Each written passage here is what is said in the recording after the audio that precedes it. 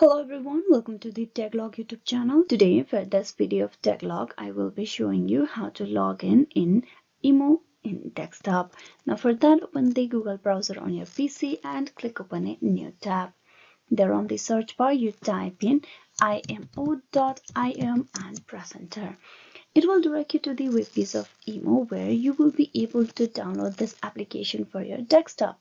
So from here, you need to choose the option of IMO for Windows. Click that. If you are using iOS, you can use this, or Mac, or for the Android. You will see the setup file being downloaded. You wait until the file is completely downloaded. Once it's done, you click on the upward menu and then click on open. This will open the setup file for the imo. Tap on OK. The installation process will begin. Now here you tap on I accept the terms in license agreement and then click on install. It will begin the installation process for your imo application. Then click on finish.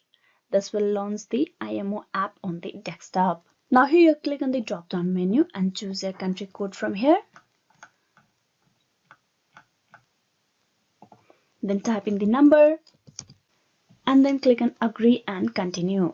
With this, a code will be sent to the mobile number of yours. You just need to wait for the code on your phone device and then you need to type in that code on this text box over here.